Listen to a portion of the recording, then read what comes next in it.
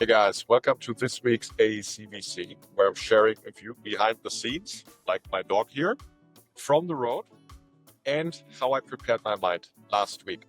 So last week I dealt with three topics that I wanted to re-elevate to you all here. The first one is we shared an op-ed together with Leah at PitchBook about the landscape of IPOs and capital allocation into Europe. 1. 2, I was at an interesting conference with Stan from Rayon, who shared with me a brilliant metaphor about how to think about AI in computer-aided design, BIM, and also, in my opinion, for general contractors and flat data type software. So I'll reshare that metaphor with you all. The third one is I was asked in a WhatsApp founder group, contact founder group, about, hey, how has my taste for founders changed over the years? So let me re-elevate those three things real quick. So with Leah at PitchBook, we were part of an op-ed that talked about, hey, how is capital allocation into Europe changing? And in a nutshell, I think all the data today is still anecdotal at best, because we're still looking at only 3 months into the new year. But anecdotally, I can tell you from the institutional investors that I'm close to, they are telling me trillions with a T of capital is currently being moved into Europe. And so that could, if it's a sustained trend, signal a new era of dynamism for Europe. I think it's fueled also by domestic policies, by a more optimistic spirit within Europe when it comes to infrastructure spending and defense spending. We've heard me talk about that. Perhaps it's also fueled by other factors around the globe. And so this amount of capital is currently behind the scenes, very silently, very stealthily being moved into Europe. If that is a short-term blip, it won't mean nothing. It won't mean much. But if it's a long-term sustained trend, then actually Europe might be kicking off an era of liquidity for a lot of startups. And so check out the link below. Leah at PitchBook has the entire op-ed. Secondly, Stanislas Chailloux is the co-founder of Rayon, and Stan's metaphor for AI uses water and bathtub. Let me reshare the metaphor that Stan has created, because it resonated so strongly with me and I subscribe to it. So Stan has said, hey, think of AI like the water coming out of a pipe in your bathroom. It's ubiquitous. It's very, very, very, very critical to you. It's very valuable to you. But in the end, you need a vessel to contain the water in. Otherwise, it's just going to spill all over and it loses almost all its value. You need at least a small glass that you can contain and catch the water in. Ideally, you have a sink. Even better if you have a bathtub. That's when you can then actually do something with this very ubiquitous and critical commodity that is water. And so in this metaphor, Stan is equating AI to the water. It's ubiquitous today. You can't really get away without it, and you don't want to build generational companies without it.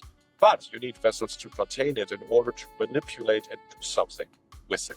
And that's the in this metaphor, that's the bathtub. That's the sink. That's the glass. And it resonated with me so strongly for confirmation bias reasons. I'll very openly say that, because it confirms my bias that I have been saying for almost 3 years now, since the almost beginning of the craze of AI, that we like data infrastructure more here at Fundament. We actually think that data infrastructure needs AI in the most generational companies that are about to create it in the next 10 years, and especially in construction tech and AEC tech. I like authoring tools for the exact same reason more, because think of it this way. When AI creates something in construction, it is extremely likely that the first iteration that it creates for you, when it has to be detailed, when it has to be very specific and very granular, that first version will very likely not be perfect. So what is now you can reiterate, you can generate new versions. We all know how that works, but eventually the more granular, the more specific, the more deterministic the result that you need should be. Architect, as an engineer, as a project manager that needs specific things done on a construction plan, etc., the less effective it will actually become to go through more iterations with a statistically random kind of result. And at some point, then it becomes better to generate a first, second, or a third iteration, and then have a tool, a bathtub, in which you can hold the results and then actually manipulate the results in a different way. In a computer-aided design or BIM, that is, for example, getting to a certain LOD with AI is going to be probably ubiquitous at some point, but then manipulating a specific polygon, a mesh, a voxel within the CAD is actually going to be more efficient if you do it by hand and not by more and more prompts. And data infrastructure, even in a flat sense, an ERP type sense, it's going to be the exact same thing. You really think it's going to be more efficient for you to go through a chat interface to tell a spreadsheet to change cell C287 into a new value? No, it's much more efficient to actually navigate to that cell. So the authoring tool, bathtub, the ERP, the ERP migrators, the process miners, the data infrastructures are going to be bathtubs of AI. And so that's going to be a very fascinating trend that I'm observing in construction tech. As well in our portfolio, we have companies that do exactly that, and that's my personal taste. That doesn't mean that the water isn't critical, it's damn critical, but the vessel containing it could generate very generational equipment.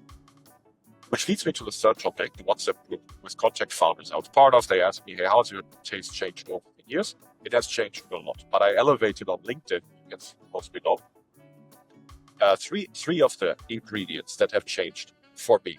And the first one, for example, is I like onion founders. And that's a loving term that I have. It's not coming by the smell, it's coming by the granular insight. As I peel away the layers, and I love the experience talking and working with founders. In every meeting, you peel away in layers, and you think it's getting deeper and more granular. And never are you retreating back to a more abstract discussion or a more visionary discussion. Founders that do that have become less my taste. So I love the onion founders. Secondly, I love founders who are able to ride the elevator. And so riding the elevator means that you can have a very long-term vision of the future, but you have also the ability to step into the elevator and then have the notion to go into the machine of your business, be it your customers, be it the code that your company has written, be it the processes, how they are working, and then actually see those details in action and help fix those details. And that is particularly critical. It's riding the elevator in most Series B companies for two reasons. One, it's very easy once your company has found something that works, and post Series B ideally is that territory for you, to stick with that and forget taking the bold bets, forget thinking about what is the next generational version of my company going to be and what bold bet do I need to take for that. That's the penthouse that you still need after the Series B, not just for fundraising, but actually to build a generational version of the company and maximize your potential. And true, after Series B, many founders leave the elevator on the mezzanine, and that's their middle management. They try to delegate, and that's an organizational building problem, where all of a sudden they get filtered information. They don't acquire primary information, but the CEO is the chief decision maker. For that, you need primary decisions to make prime decisions, and primary information to make prime decisions. So you want to constantly sample run back into the basement and actually see sample sales transcripts. Do a little bit of founder sales yourself. Sit next to your customer service team and how they are running actually customer service calls. Check the lines of code that have been written. That is acquiring primary information to make prime decisions. And that's especially important after Series B. So I have a particular taste for that. And finally, I love founders who come from very adverse, odd, and non-linear backgrounds into the founding experience. If they have found it easy to found, if it was a series of linear steps, I went to this uni, then this logo employer, and then I found it, and that's why people gave me money, I have acquired less of a taste. I have found a strong correlation between odd experiences leading to unexpected decision-making, building that ability in a founder to then come to first principles decision-making rather than linear heuristics. I've acquired a taste for that. So overall, check out the links for the PitchBook op-ed, bathtub metaphor that's then at Ray on point with regard to AI, and a little bit of more detail on my founder text. Thank you guys. See you next week. Hey guys, thanks for tuning in. Make sure that you subscribe under aecvc.com, and you can also find me on LinkedIn. See you next time.